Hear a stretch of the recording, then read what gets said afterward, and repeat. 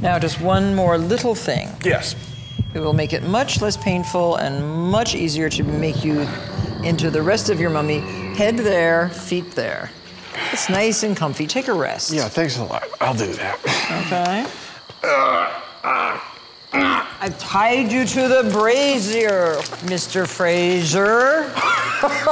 I'm gonna roast your liver till it's rare and juicy and deliver it to the mummies who are waiting for you. You can groan. This is not good. Keep turning. You better keep rolling. Make TV history fast. Burning. She's burning. I knew this was a bad idea.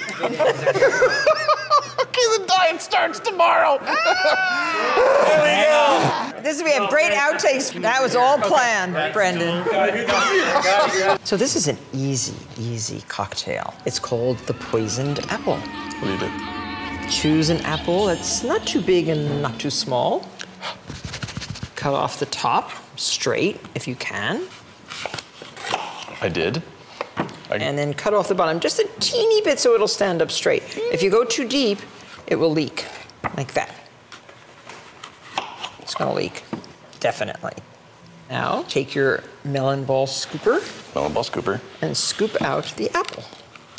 Leaving about a 1/4 of an inch shell. You're very good at this. Why, thank you. So there, that's good enough. That should be a nice sized drink. Outstanding. So you can put all your waste into the ghoul bowl.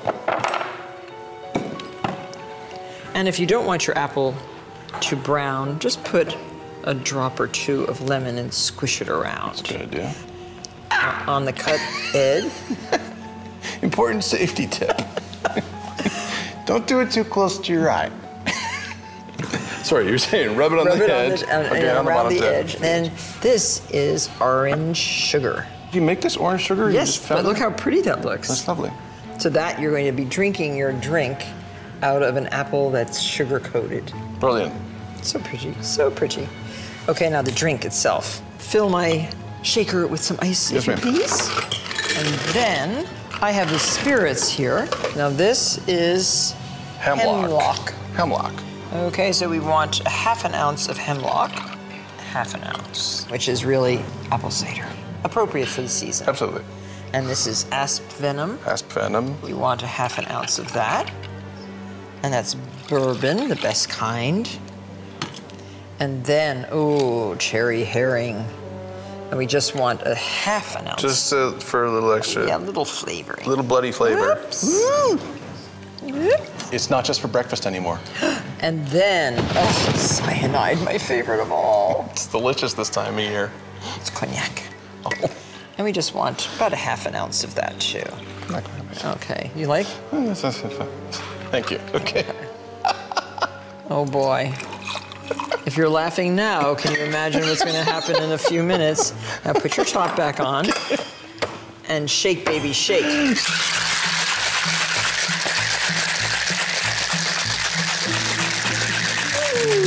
Oh. It's cold in here. It's cold. Okay, okay, now, take the top off. Not your top, but the top. And then pour into your apple. Oh, is that beautiful. Icy cold. And Shakespeare would have liked this, don't you think? Shouldn't we garnish? This is a cinnamon stick. Cinnamon stick. Mmm.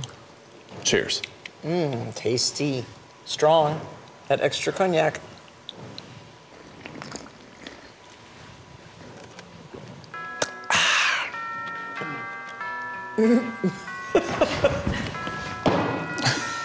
Well, I told him not to drink so much. Oh, goodness. Get up, I want to show you a bloody brain. Did you say bloody brain? A bloody brain.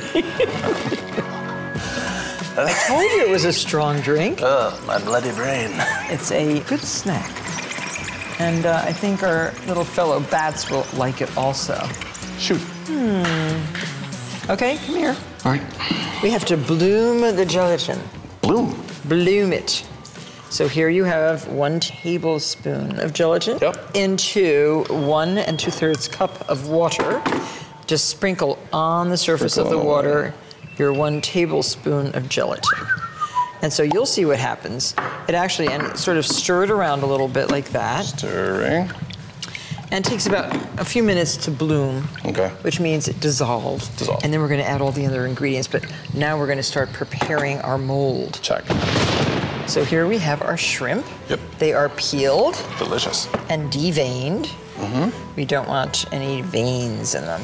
No, they are delicious. And we have our lovely brain mold. Brain mold. And this is a real brain mold. It's the mold of an actual brain? Yes, it is. And you know how much a brain weighs? Like the brain itself? I'm going to guess 5 pounds. 3. 3? Only 3. You see, I have a super brain. So you can start stacking your shrimp. No, neatly. Neatly. It has to make it look like a real cerebrum. Now, where's your cerebrum? Your cerebrum? That's a big part of your brain. That's the biggest part. That has all the frontal lobe and the what's in the frontal lobe? I didn't know there was going to be a biology quiz when I came here today and make Halloween. Where's your occiput? Where's your abdulongata? My abdulongata is right here. Oh. And my occiput's right here. I'm just going to look at this cheat sheet here and say, well, I know where my temporal lobe is. And your parietal lobe. Show off. Look. I want to know something. What do you give to kids for trick or treat? Oh, I give homemade things because actually I'm trustworthy. And parents allow their children to eat my peanut brittle, my candy apple. Good. It reminds me a lot of when I was a kid because I loved Halloween. I really did. It was my favorite. It was like free candy. You know, we always knew what house had the best stuff, right? Like Martha's house. What was your best costume ever? It was really simple. Can you keep stacking? Sorry, yeah, I'm stacking. While you talk? Yeah, so the talking and stacking. So what I would do is we would just keep it simple with a mask and a bed sheet, and then make like a smock, you know, like you're a ghost. Yeah. And we would work on our bicycles too. So we could ride and then ditch the bike in the bushes, and then hit like a cul-de-sac, and then get all the best candy. Sounds very complicated. I know it was. What's a cul-de-sac? A cul-de-sac. A cul-de-sac, it's a part of your brain that is next to your abdulongata. Point I wanted to make is we would go back to our bikes and we'd find out what we got and find out which house had the best candy, and then we would swap masks. And then what? Then we'd go back and hit the same house again. We were double dipping. I admit it. Oh, I didn't get that. Naughty, bad. Okay. Here, we don't want to go up too high. Oh, we don't? No, because the brain is flat. Really? Not really. But the head is flat. That we have to put it on. So, okay, so this is going to look really good. Okay, so now let us finish. Now we smell like shrimp. Now we can make the rest of our gelatin. See, look, it's bloomed. Can you see in there? Look. So you didn't mix it around like that? Yeah. Barely. Okay, so now turn this on a little high. Okay. And then add a 1/2 cup of lemon juice. 1/2 cup lemon juice, check. 1/4 teaspoon of cayenne pepper. 1/4 teaspoon cayenne pepper. 3/4 teaspoon Old Bay spice. Okay. And then 1/2 teaspoon of freshly grated horseradish. Don't you love that? This stuff. Yeah. Which comes straight from your garden. Amazing, strong. And now 1.5 teaspoons of salt. There. Okay, whisk until everything is dissolved. And the gelatin actually will hold all those shrimp together. Okay, that's good. Okay, so now pour this over your shrimp. Now, the shrimp mold is in a bowl of ice. Right. And so that's good because this will start to chill right away. Gotcha. Smells good. Smell? You want to smell my brain? And then cut a mold of cardboard like that and cover it with plastic wrap and put that right down on top with a can of poison. That will weight it down and consolidate it. Does it speed and it get along? that into the refrigerator. Right. For 5 hours. Okay. But they can also last for 5,000 years. And we have some that are 5,000 years old over there. Really? Yep, those are fantastic. See, it's a little dusty from the wine cellar. Can you give me one? Oh, looks good. I'm And one for you. Thank you. And then, here's our little heads. These are head molds. Yeah, head molds. And we're just going to turn this out, keep it on the cardboard, and we're just going to hold that. Hold that. And turn this out like that. Like that. And you leave the cardboard underneath. What do you got to make these noises.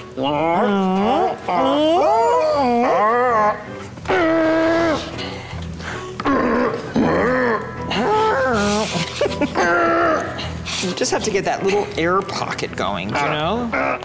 There. Here, you can do that. Oh, good. Release that little air pocket. You know, it's hard getting a brain out of a skull. You know what it is? Oh, there. I got it. I saw it. I saw Yeah, it. go. I saw it. Release. I'm holding the brain. What is this? Genteel. Jeepers. Relax. It's not brain surgery. Oh, yes, it is. Now, you can, to hold this on, just use this little piece of, this is actual surgical tape over here. You just want to make sure that it doesn't slide off on your living room floor.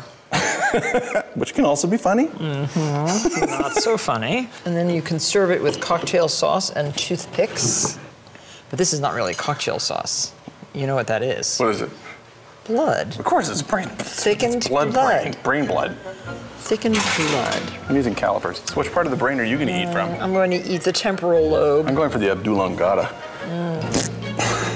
And then I'm going to try an occiput.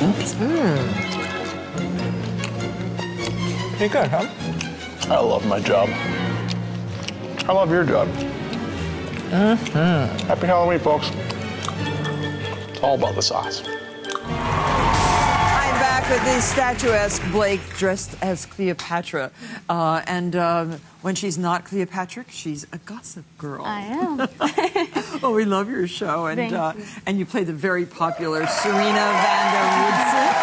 Are you anything like her in real life? No, I'm nothing like her. I'm actually more like you. I love to come home and bake and arrange flowers and make crafts, so I'm And you're not superficial. No. No. No. Well, I am snotty with my cake pans, though. Oh, no. Yeah. The show is narrated by an unknown blogger who gossips about the lives of you and your friends. Who do you think the real gossip girl is? I don't know. I think Can it you might be tell Chuck us? Bass. He's the only one sketching. Oh, out. really? Yeah. It's not you? No, it's definitely not me. Are you sure? I'm pretty sure, but I don't know. I don't know what the writers are going to make up. Who knows? Well, in keeping with our statue theme, I thought that I would show Blake how to make a pumpkin marble cake.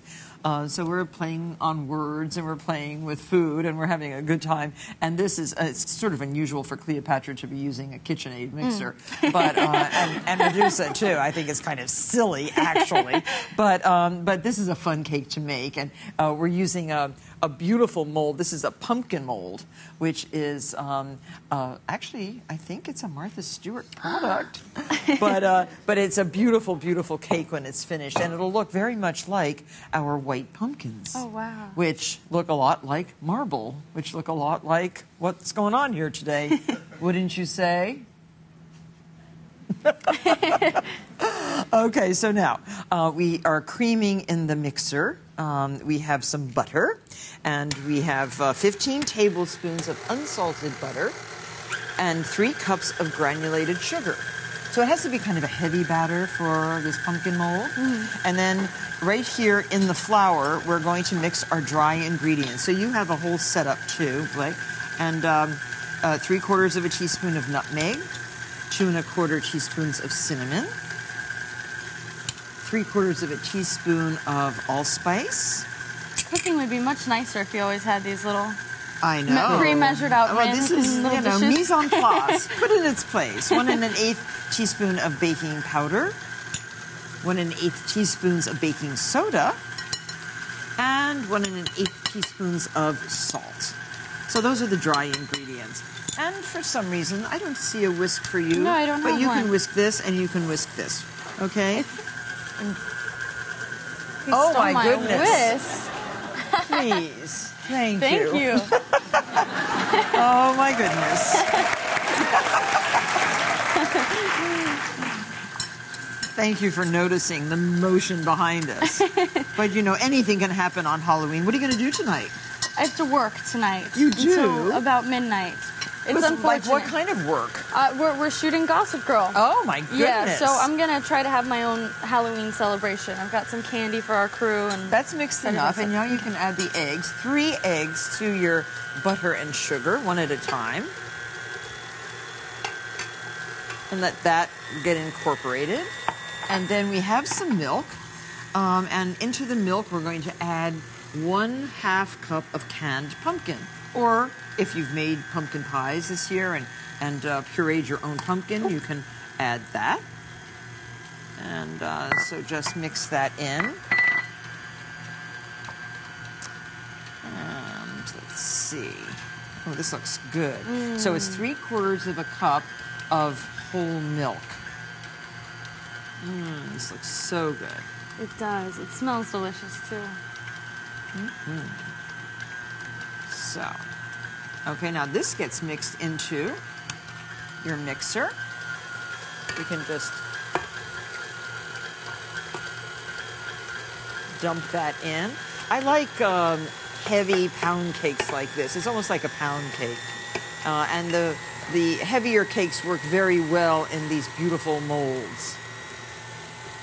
How often do you bake, Blake? I try to bake as much as possible. I actually just got a brand new copper KitchenAid that I haven't used yet. So you're teaching me how to use it for the first time. Beautiful. So I'm very excited. So do you have your own house? No, I have an apartment here in the city, but I have lots of molded cake pans. I have. And so all the filming is done right here in the Big Apple? It is. It's done here. I always try to rush home, and I just bought some acorn cut-out cake pans where you make little mini cookies and cakes. It's very exciting. How nice. Yeah. And so you keep busy. Now, anything gossipy that you can tell us?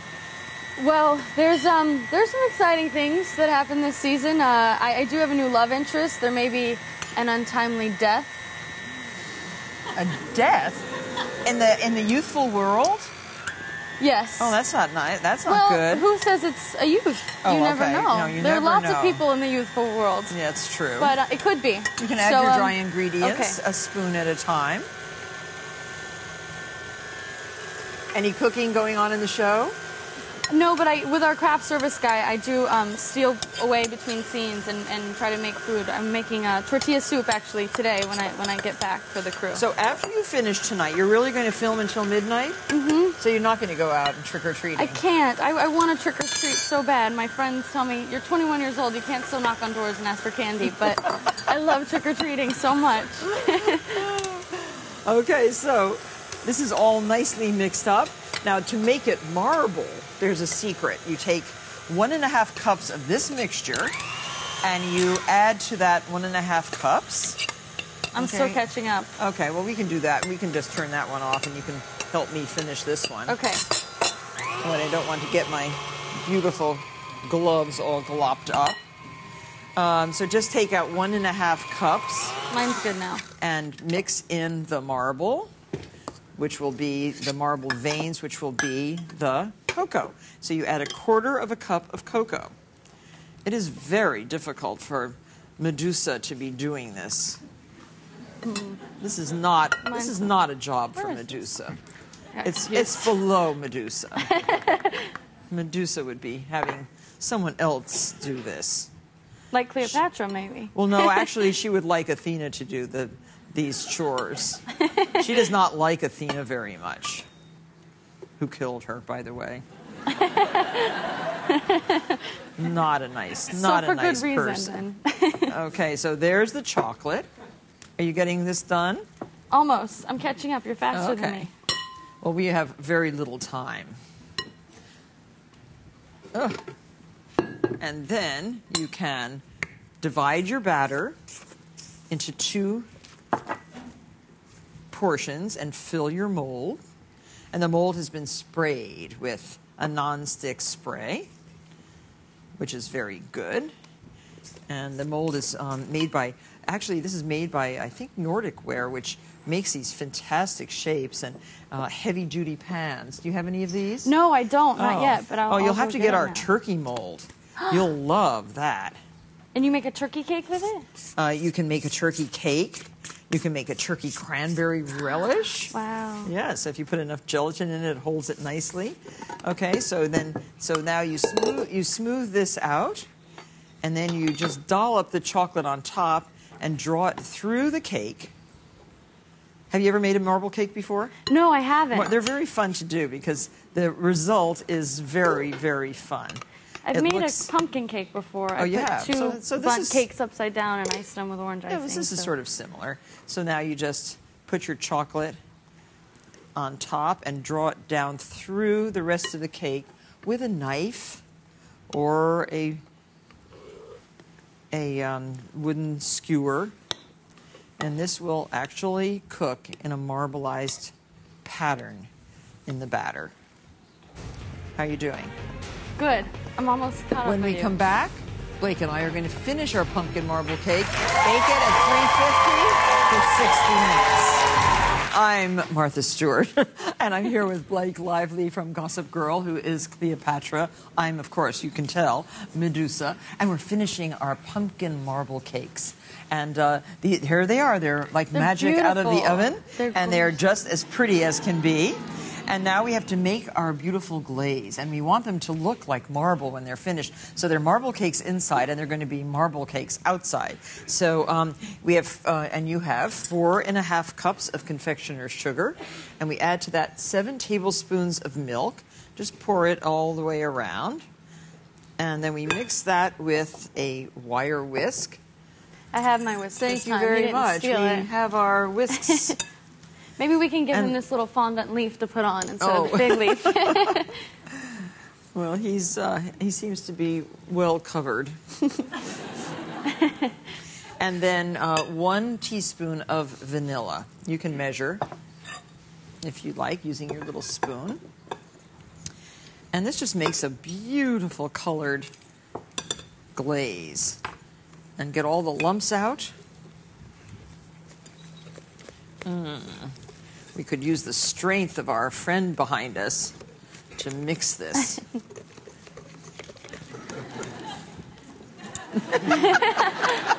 We don't know what he's doing behind our backs.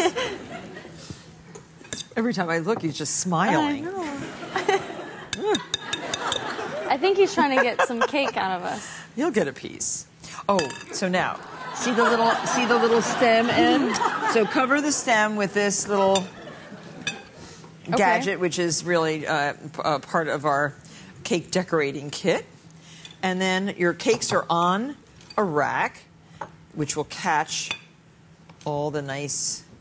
Ooh, see how pretty? That looks so you have to do this first. That's the first coat. Don't use too much because you're going to have to do this more than once. So completely cover the cake with the glaze, top and bottom.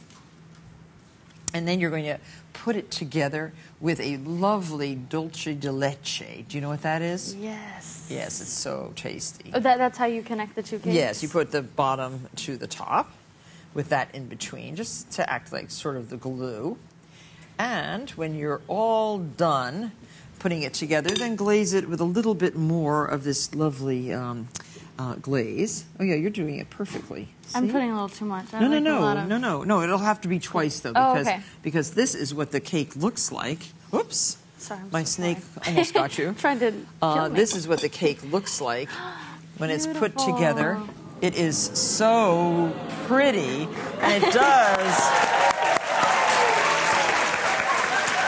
And you can cut a sliver for Apollo. Would you like to give him I would love a piece? I'd love to get my mom and sister flew out here just to I see them in the second row. So I would love to give them a piece they will too. definitely get a piece. So are they going to spend this weekend with you in this gorgeous city? They actually just came for you, Martha. Oh, they didn't. It made me feel pretty sad. No, but you can you're give our this hero. to our. You can give this to our helper back there. Here you go. What? Okay. Cleopatra doesn't feed anyone, but okay. Oh. I'm going to give you a big bite. No, it'll mess up your makeup. Here you go. You want another bite?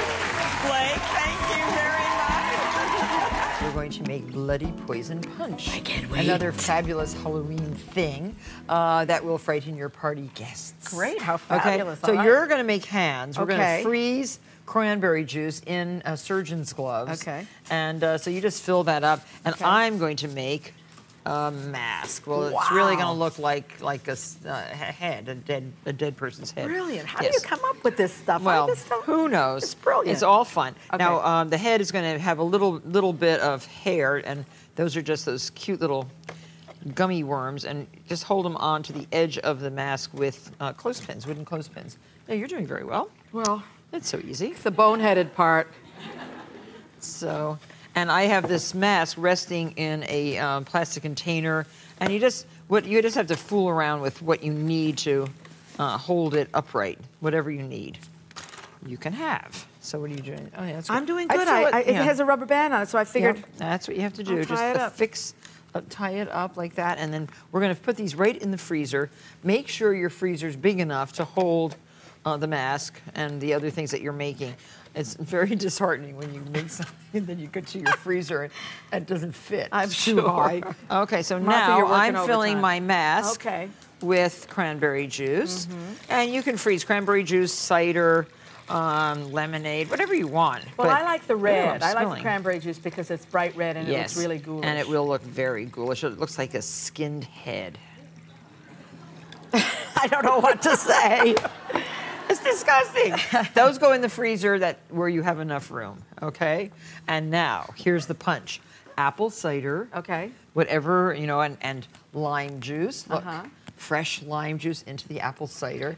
And you can pour those 4 ginger beers. These are ginger beers? Yes. Okay. Are Just they made pour in them. America? Gotta be made in America. Yes, good ginger beer. Looks fantastic. And it's ginger beer. Can you make ginger beer at home? I don't know. I'm not a big beer drinker, so I have never really looked up making beer. Oh, so it's I've like made from root beer. Root beer. Yeah, you can make root beer. Out of sassafras. Oh, I love that stuff. Yes, this is ginger beer. Yeah, Have you ever made sassafras on this show? No, I should do that. God, what a great idea. So there, and we have the big bowl inside this wonderful cauldron.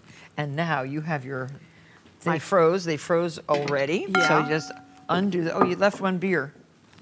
I did. I'm not going to get punished, am I, Martha? No. Okay. Now, Martha, how do you get rid of? How do you do cut this? the top off. Do you cut the top off? Okay. And you're you might have to just put that in warm water just for a second. Just for a second. Yeah, just to loosen it up. And here's the mask with all the little gummy worms. Take off your clothespins. Now, do I take the rubber off too? You do? No, or do you? And just for a moment, just to release. The mask. Ooh, here it goes. Ooh, wow, look. that's brilliant. And we're going to float this right in here. See how absolutely horrible it looks? Yeah, that's good. Pull it off. Okay. Oh, I lost a few fingers. That's good. That's good.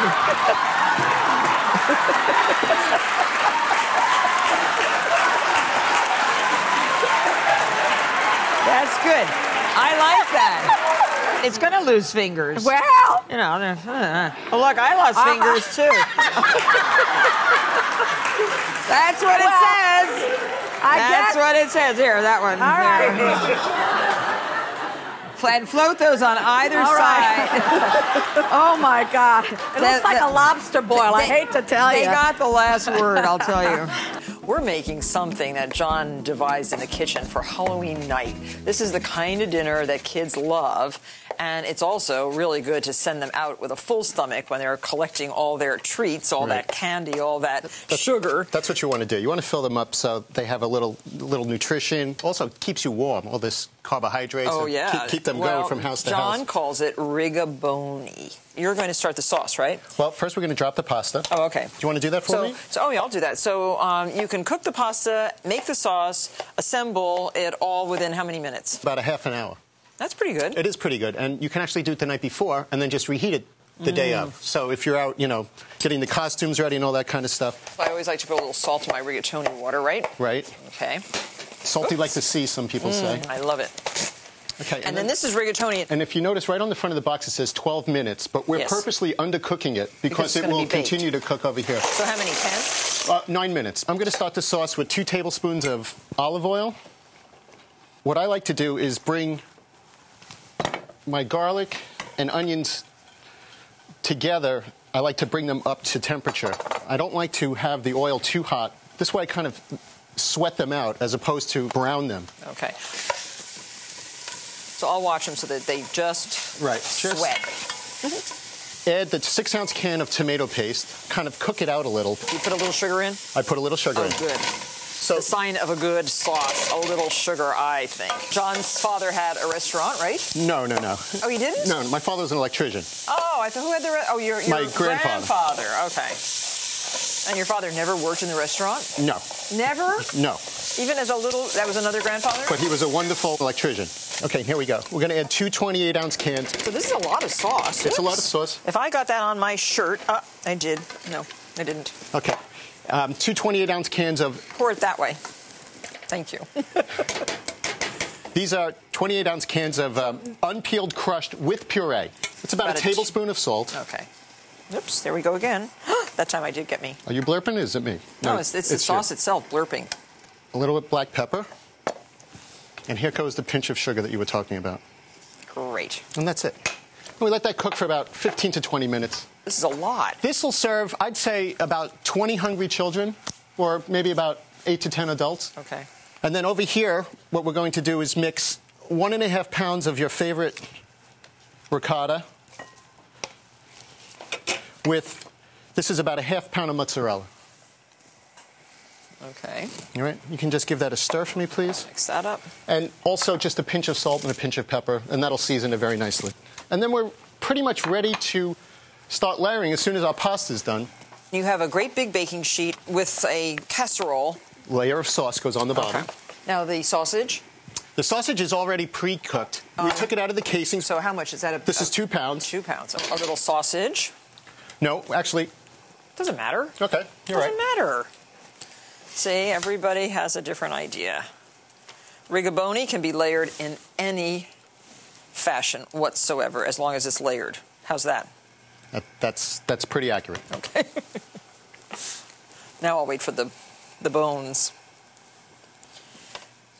We're ready to go. Okay, drain. I'm going to drain this. Okay, I always turn the cold water on. Okay. Just to get it going down the drain.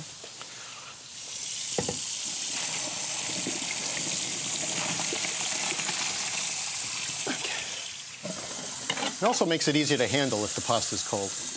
Definitely. Okay. So now we can put Take half the pasta. Oh, half? Yeah, because we're going to do 2 layers of pasta. We're going to repeat what you just did about 2 times. There. Okay. And then always more sauce because it's the glue in all of this. I guess I'll use my fingers since I'm already using them. Now, I saw a great movie, John. Which one? You have to see it before Halloween, mostly Martha. Oh, I saw it. Oh, you did? Yes, I did. Isn't she great? She's wonderful. It's not about me. The lady who made it didn't even know who I was. She's German. It's a German movie, but it is the best because it really shows a really good chef at work, don't you think? I love the Italian chef in that. He's so charming. You knew they were going to fall in love. Of course. You hope so. My gosh. You just hope. Yeah, somebody told me that it was a must-see for foodies, so it is. I saw it about 3 weeks ago. Yep, it's lovely. I took my mom, Martha. Martha. She loved it. Good. Okay, so now we can do more pasta and then more sauce. Ricotta goes on the top with the grated cheese. And that's pretty much it. We're going to put that into the oven. So what's the temperature? 350. Okay. For about 35 to 40 minutes or until it's bubbly around the sides. Let me get the door for you. So you could do this with lasagna noodles too. Any pasta works. We just like the rigaboni aspect. Right.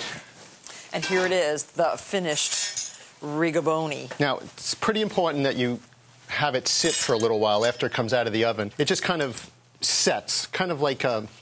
lasagna. Yeah. All the cheeses come together and... Let's see, I'm testing your quantity idea here. So 5 times 3 is 15 hungry children. Okay. 15 hungry kids and about... See how nicely that cuts? 8 adults. It's beautiful. The bones look good. Here's a very interesting idea for a dip that's drop-dead delicious. And let me show you what I mean. First, you need to find a tombstone cookie cutter. And this, you'll access the information on our website at marthastewart.com. And use very thin white bread and cut out your tombstones. These are the tombstones. If it has a little brown on the bottom, well, just make believe that's the dirt in which that tombstone has been for who knows how many years. So then brush the bread with a little bit of olive oil, or you could use melted butter if you like, and salt and pepper the bread, and lightly toast in the oven or under a broiler. And what you get are pretty croutons, just like that.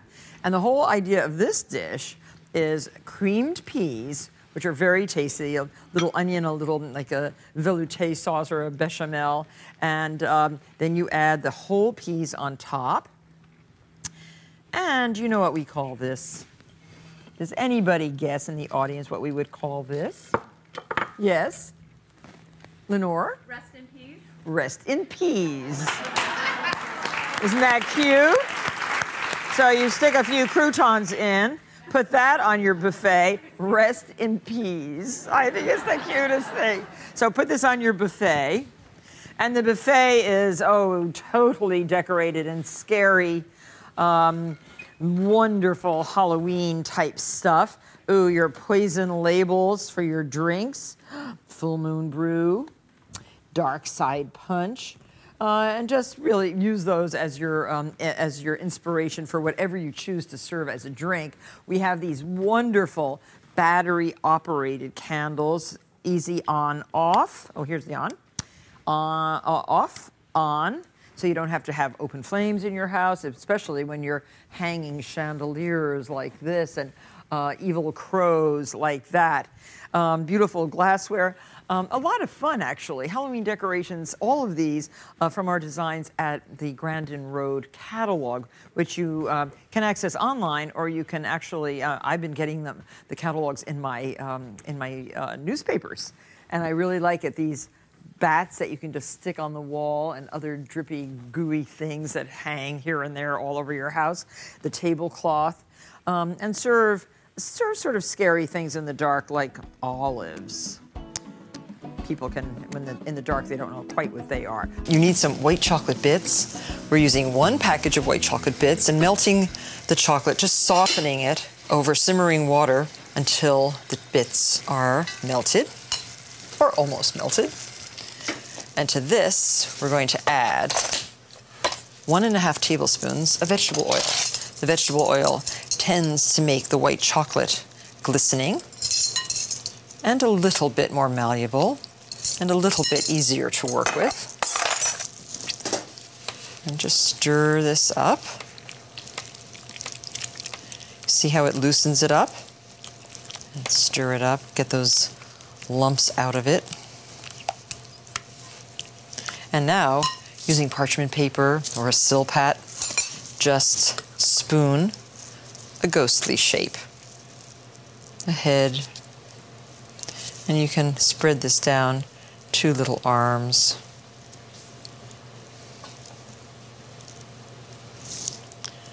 And a tail.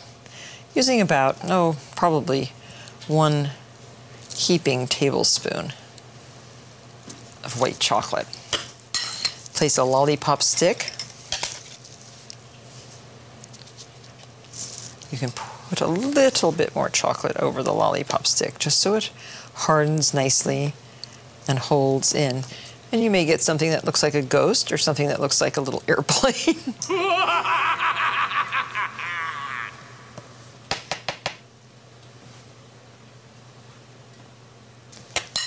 And another stick, just place it into the chocolate. You can twirl the stick around.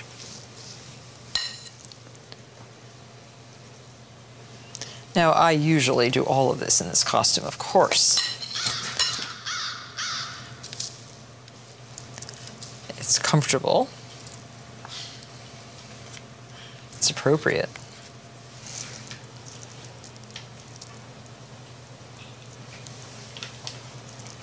Oh, we're going to lose his eye, but half an eye is better than no eye, wouldn't you say? You'll keep making them, and as they harden, transfer to the refrigerator for at least 5 minutes. And we have some already hardened right here. And you can gently extricate your charming ghosts from their wax paper backing and serve them up to those hungry little hordes who appear at the door on Halloween night. Our little white ghosts are almost too cute to eat, but they'll be devoured nevertheless. Cupcakes are a perfect little indulgence, and we've created extraordinary Halloween designs to match every single mood. Tonight we're counting down our clever creations from the cutest cupcake to the spookiest creep cake. The pumpkin spice cupcake topped with a tiny marzipan replica is a delightful way to welcome All Hallows Eve. These mummies are less than menacing when wrapped in vanilla meringue buttercream. You can create fiendish faces with gumdrops, licorice lace, and strategically placed taffy tape. They're guaranteed to be a monstrous hit. Tombstone cupcakes are almost as much fun to make as they are to eat. Dip the chocolate cupcake into chocolate dirt because we're going to try to emulate the graveyard. And this is ground up chocolate wafers. On top of this, you can insert a tombstone cookie right into your cupcake. Inverted chocolate ice cream cones make perfectly pointed hats for mean green-faced witches. Use green taffy tentacles and a gumdrop alien eye for a close encounter of the creepy kind. This frightful design is made from confectioner's sugar and a spider stencil. And our most terrifying cupcakes come in the form of mutant spiders with marshmallow fangs. As frightful as they might be, I promise they will certainly be devoured. These are fun, and you can make these with some of, if you're recruiting for grammar school, this would be a very easy craft, okay? But start with a roll of crepe paper, black for the bats, orange for the pumpkins, and something round. I like to put a little yarn in because somebody might be doing a little knitting project. Yes. You can start with an eye, and just really start wrapping just as you would, as if you were making sort of, like rubber bands, a rubber band ball, and just keep wrapping around. And as you wrap, add other things into the surprise ball. This is a cute little sticker from Martha Stewart Crafts. Mm-hmm. What are you putting in? I put in a little button. Okay, you can put a button in. These at home. You could put candies in here. And you just keep wrapping and wrapping until you get some semblance of a round bat body or a, and I'm putting in a lot of craft stickers into mine. If you want to add like in a Mary Jane. Gotta get the good candies in. And I don't know what this one is, but I'm gonna put one of those in too. And just keep building, trying to get, as I said, a semblance of a round body somehow. And I think you can make about 8 of these little creatures with one roll of the crepe paper. And as you keep, this will take a while to get it all, enough stuff in here to make it fascinating to the person who's going to open it. I like that you can put anything. Mine is not exactly a circle yet, but it'll get there. Yeah. Now, if you're a guy and you're going to, if you're going to propose on Halloween night, good spot for an engagement ring. Oh, that's a very good idea. Yeah. Just make sure that you put enough other stuff in there, but you don't want to put too much stuff in there because she might not ever get to the ring, and then she might throw it away, and then you'll be in big trouble. But these are fun. So keep going. You get the idea, and then this is what it looks like when you're almost finished. Almost done. So round and neat. And use a piece of double stick tape underneath here, just to make sure that you don't see anything. And then for the bat wings, we have a template on our website at marthastewart.com. There's the bat wing. And I have a little stem for my pumpkin. Oh, yes. And so you can just use another piece of the tape to affix the body to the wings. And on a bat, you have to make a face. So use a little glue stick and put teeth. Do bats? Yeah, bats have teeth, I guess. Yes.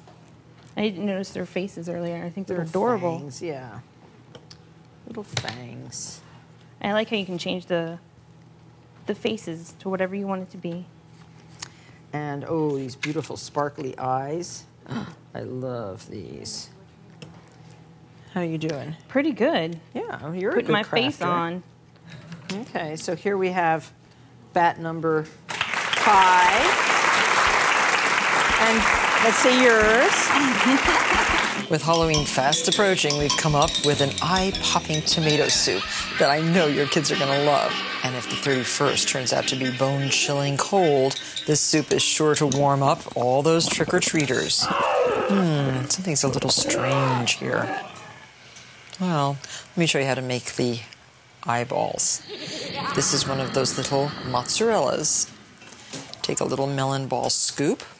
This is one of the smallest melon ball scoops that you can find. And just hollow out the mozzarella.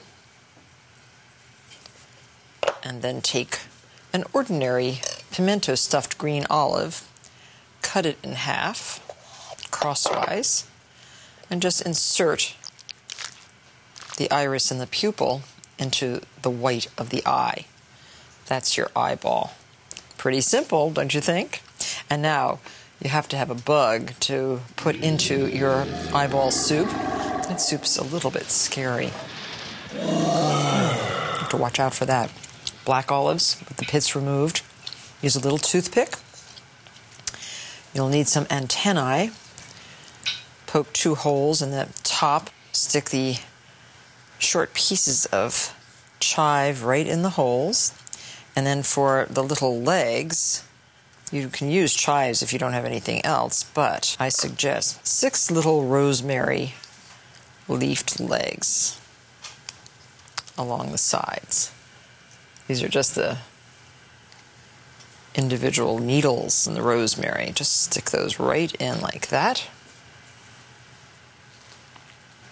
So there, here you have another bug. And to serve the soup, I would say, 4 or 5 eyeballs. Serve this in a shallow bowl and make sure the soup is piping hot.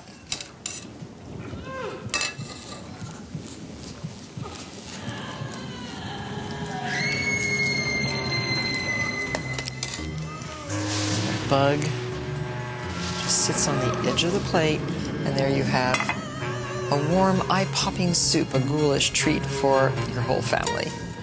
Give them this before they go out trick-or-treating.